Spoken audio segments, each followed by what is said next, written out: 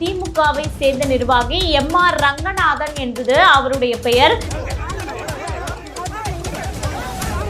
சீமான் காரை விட்டு இறங்கி ஓடி அடிச்சிருக்காரு அப்படின்னா டிவிகேவும் பாத்தீங்கன்னா டிஎம்கேக்கு சப்போர்ட் செய்து சீமான் அவர்கள் இப்படி செய்யலாமா? கலங்கரை சொந்தங்களுக்கு அன்பு வணக்கம். கலங்கரை பார்வை நிகழ்ச்சிக்கு உங்களை வரவேற்பதில் மகிழ்ச்சி. இன்னைக்கு இந்த காணொலியில் நம்ம எதை பற்றி பார்க்க போகிறோம் அப்படின்னா, நேற்று இரவிலிருந்தே ஒரு பரபரப்பான செய்தி சீமானை பற்றி பரவப்பட்டது. அது என்ன அப்படின்னு பார்த்தீங்கன்னா, திமுக நிர்வாகியை தாக்கிய சீமான், காரிலிருந்து இறங்கி ஓடி அடித்த சீமான், ரவுடியாக மாறிய சீமான் அப்படின்னு பல தம்ப்லைன்களை வைத்து ஊடகங்கள் சீமானின் மீது தவறு உள்ளது போல ஒரு மிகப்பெரிய ஒரு பிம்பத்தை உருவாக்கி அவர் மேலே, அதாவது அதுக்கு பின்னணியில் நிறைய விஷயங்கள் இருந்தாலும் சீமான் ஒரு தவறான நபர் என்பது போல காட்டி ஒரு ஊடகங்கள் ஒளிபரப்பு செய்து கொண்டிருந்தன. ஆனால் அங்கே என்ன நடந்தது, எதுக்காக சீமான் போய் அடித்தாரு அப்படின்ற பல விஷயங்கள் இருக்கு இல்லையா?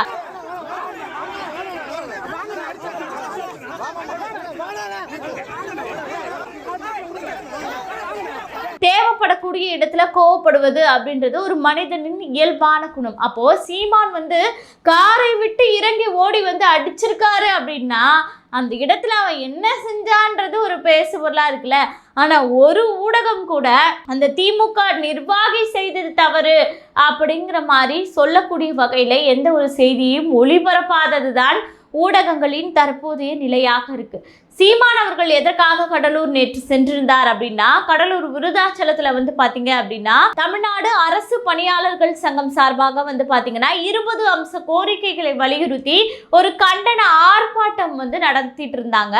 ஆகவே இந்த அரசு பணியாளர்களுக்கு சப்போர்ட் செய்து உதவி செய்வதற்காக அங்க சிறப்பு அழைப்பாளராக சீமான் அவர்களை அந்த அரசு பணியாளர்கள் சங்கம் அழைத்திருந்தது. ஆகவே அவர்களுக்கு இந்த 20 அம்ச கோரிக்கைகளை அரசாங்கம் நிறைவேற்றி தரணும், எப்பவுமே அரசு பணியாளர்களுக்கு அரசாங்கம் துணைதான் நிற்கணும் அப்படின்ற கூடிய வகையில் அந்த பணியாளர்களுக்கு ஒரு உறுதுணையாக நிற்பதற்காக அந்த களத்திற்கு சீமான் சென்றிருந்தார். அந்த ஆர்ப்பாட்டம் கண்டன ஆர்ப்பாட்டத்தில் சீமான் அவர்கள் உரையாற்றினார், அவர்களுக்கு சப்போர்ட்டாக நின்னாரு, எல்லாமே பண்ணிட்டு வீட்டிற்கு கிளம்பக்கூடிய நேரத்தில் சீமான் அவர்கள் காரில் ஏறி உட்கார்ந்துட்டு இருக்காரு. கார் கிளம்ப போகும்போது திடீரென்று ஒரு நிர்வாகி, திமுகவை சேர்ந்த நிர்வாகி எம்.ஆர். ரங்கநாதன் என்பது அவருடைய பெயர். இவர் என்ன போஸ்டிங்ல இருக்காரு திமுகல அப்படின்னு பார்த்தீங்கன்னா, கடலூர் மாவட்டத்தினுடைய வர்த்தக பிரிவு அணி செயலாளராக அவருடைய போஸ்டிங் இருக்கு. திடீர்னு சீமான் அவர்களினுடைய காரின் முன்பு நின்று கொண்டு என்ன பண்ணியிருக்காருன்னா, சீமான் அவர்களினுடைய தாயை கொச்சப்படுத்தக்கூடிய வகையில் தகாத வார்த்தையில் பேசியிருக்கிறார். அங்கே குறிப்பாக பார்த்தீங்கன்னா சீமான் காரை சுற்றி பல போலீசார் நின்று கொண்டிருக்கிறாங்க. அப்படி இந்த சம்பவம் நடக்கும்போது அந்த பேசக்கூடிய நபரை யாருமே பார்த்தீங்கன்னா தடுத்து நிறுத்தலை. அந்த போலீசார் நினைச்சிருந்தா அந்த காரை இடைமறிக்க அந்த திமுக பிரமுகர் வராருன்னு முதே அவரை தடுத்து நிறுத்தி அவரை குண்டுக்கட்டாக தூக்கிட்டு போயிருந்தா இவ்வளவு பெரிய விஷயம் நடந்திருக்காது.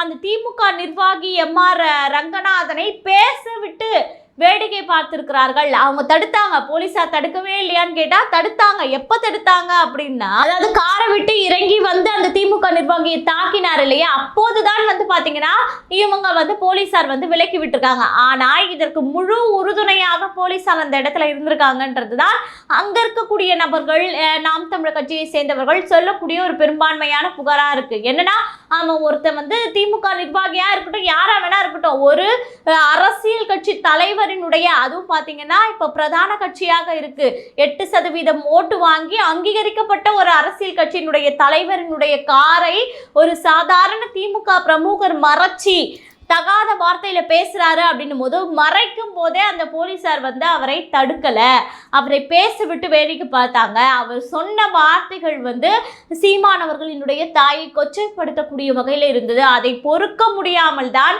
சீமான் அவர்கள் காரை விட்டு இறங்கி அடிச்சாரு அப்படின்ற விஷயங்கள் அங்க இருக்கக்கூடிய நாம் தமிழர் கட்சியை சேர்ந்த நண்பர்கள் வந்து சொல்றாங்க. இது நடந்த பிறகு அங்க இருக்கக்கூடிய நாம் தமிழர் கட்சி உறவுகள் வந்து அந்த இடத்திலேயே சாலை மறியல் போராட்டத்தில் ஈடுபட்டாங்க. அது மட்டும் இல்லாமல் விருதாச்சலத்துல வந்து போய் இந்த திமுக பிரமுகர் ரங்கநாதனை நிச்சயமாக கைது செய்ய வேண்டும் அப்படின்னு ஒரு கம்ப்ளைண்ட்டும் ஃபைல் பண்ணியிருக்காங்க.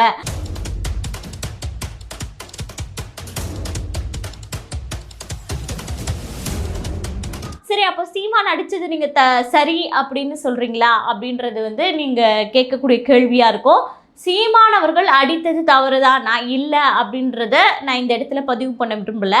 ஆனால் சீமான் அவர்கள் இந்த இடத்துல கொஞ்சம் அவசரப்படாமல் கொஞ்சம் நிதானமாக இருந்திருக்கலாம் அப்படின்றது தான் நம்ம நினைக்கக்கூடிய ஒரு விஷயமா இருக்குது. ஏன்னா இவர் வந்து ஒரு அரசியல் கட்சியினுடைய தலைவர், ஒரு அங்கீகரிக்கப்பட்ட அரசியல் கட்சி, அதாவது திமுக அதிமுக அடுத்து இன்னைக்கு பெரும்பான்மையான வாக்கு வச்சிருக்கக்கூடிய ஒரு கட்சியாக நாம் தமிழர் கட்சி இருக்கு அப்படின்னும் போது சீமானவர்கள் இறங்கி வந்து தாக்கும் போது ஒருவேளை அந்த திமுக பிரமுகர் ஏதாவது ஆயுதம் வைத்திருந்தாலோ இல்லது அவருடைய அடியாட்கள் யாராவது எங்க இருந்தாவது ஓடி வந்து ஏதாவது சீமானவர்களை செய்திருந்தாலோ சீமானவர்களின் உயிருக்கே இது ஆபத்தாக மாறி இருக்கும் அப்படின்றது இந்த இடத்துல நம்ம பார்க்க வேண்டிய ஒரு விஷயமா இருக்கு.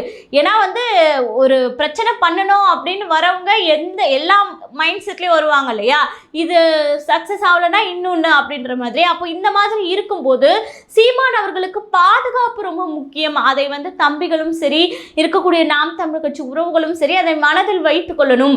ஏதாவது ஒரு சீமானவர்களை கோபப்படுத்தக்கூடிய நிகழ்வுகள் சீமானை சுற்றி நடந்து கொண்டுதான் இருக்கும். ஏன்னா இப்ப தேர்தல் நெருங்கக்கூடிய வேலை, ஆகவே சீமானவர்களை சுற்றி இந்த மாதிரியான வன்மம் நிறைந்த விஷயங்கள்லாம் அரங்கேறி கொண்டுதான் இருக்கும். ஆனால் சீமான் அண்ணனை கீழே இறங்காமல் இந்த மாதிரி நேரடியாக தாக்காமல் இந்த மாதிரி விஷயங்களெல்லாம் ஈடுபடாமல் நம்ம பார்த்துக்கிடும். காரணம் வந்து சீமானவர்களின் உயிர் வந்து நாம் தமிழர் கட்சி உறவுகளுக்கும் சரி தமிழ்நாட்டு மக்களுக்கும் சரி ஒரு முக்கியமான விஷயம் அப்படின்றத மறந்து விடக்கூடாது அப்படின்ற ஒரு விஷயத்தை மனதில் வைத்து சீமான் அவர்கள் இதை நேரடியாக செய்திருக்காமல் இருந்திருக்கலாம் அப்படின்ற ஒரு எண்ணம் இருக்கே தவிர, ஆனா இந்த இடத்துல என்னன்னா அங்க இருந்த போலீசார் கூட அவரை கைது செய்து உடனடியாக அவர் மீது கேஸ் ஃபைல் பண்ணி அந்த மாதிரி எதுவுமே பண்ணல, மறைச்சு விட்டாங்களே தவிர நாம் தமிழர் கட்சி சார்பாக தான் போலீஸ்ல எல்லாம் கம்ப்ளைண்ட் கொடுக்கப்பட்டது. ஆனா இவர்கள் அந்த பிரமுகரை கைது செய்யல.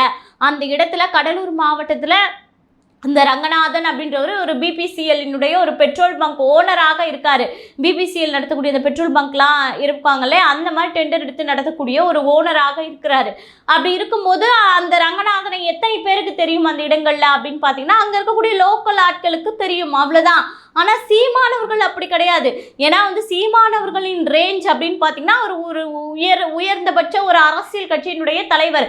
இவர் வந்து திமுகவினுடைய ஒரு அடிமட்ட தொண்டர் நிர்வாகி, அவ்வளோதான். அப்படி இருக்கும்போது ஒரு அடிமட்ட ஒரு நிர்வாகியுடன்லாம் வந்து ஒரு தலைமை ஒருங்கிணைப்பாளர் போய் நின்று அந்த இடத்துல வந்து சண்டை போடுறது அப்படின்றது வந்து இனிமேல் நடக்காமல் நாம் தமிழர் கட்சியினுடைய உறவுகள் இதை பாதுகாக்கணும் அப்படின்னு நம்ம பார்க்கணும். ஏன்னா வந்து இவர்கள் வந்து இதை போலி பிம்பமாக மாற்றி என்ன பண்ணுவாங்கன்னா அங்கே நடந்த விஷயத்தை, அதாவது இப்போ உதாரணத்துக்கு நான் சொல்றேன், இப்போ அங்கே ஒரு விஷயம் நடந்துடுச்சு, அதை வந்து சீமான் அடித்ததை வீடியோ எடுத்த ஊடகங்கள் எதுவுமே அந்த ரங்கநாதன் என்ன வார்த்தை பேசினாரு அப்படின்றத வீடியோ எடுத்திருப்பாங்களான்னு கேட்டால் நிச்சயமா இல்லை. ஏன்னா அது வந்து எதிர்ச்சியா அவர் எங்க இருந்து ஓடி வந்து மது போதையில இருந்திருக்காரு, அதீத மது போதையில இருந்திருக்காரு அப்படின்னு சொல்லிட்டு அங்க இருக்கக்கூடிய நாம் தமிழ் உறவுகள் சொல்றாங்க.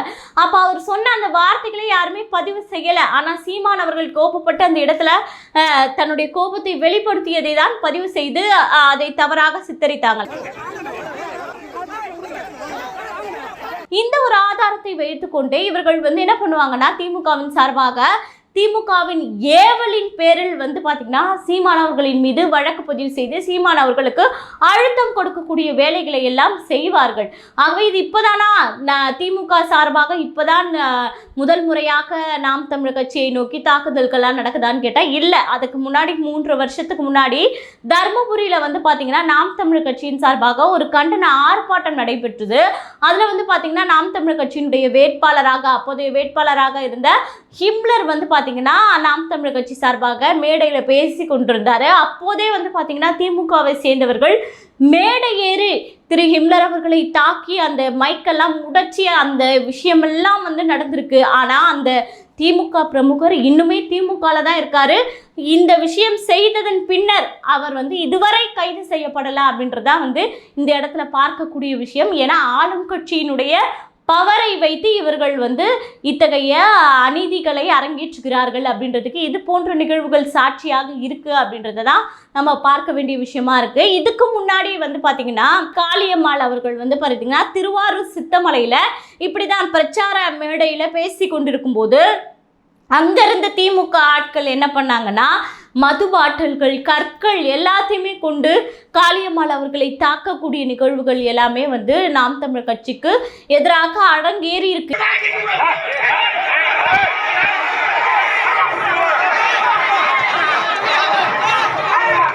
இது வந்து ஒரு கதையாக தான் மாறி இருக்கு. ஏன்னா வந்து இதுக்கு முன்னாடி கூட நம்ம பார்த்துருப்போம். ஏற்கனவே நம்மளுடைய இடும்பாவனம் கார்த்திக் அண்ணன் அவருடைய மேடையில் கூட அவர் பேசும்போது கூட இந்த மாதிரி யாரோ ஒருவர் வந்து அந்த மேடைக்கு அருகில் கூச்சலிட்டதும், ஆனால் வந்து இடும்பாவனம் அண்ணன் எவனாக இருந்தாலும் மேடைக்கு ஏறி வாடா அப்படின்னு சொல்லி இறங்கி போய் அடித்தது, இந்த சம்பவங்கள்லாம் நம்ம பார்த்துருக்கோம்.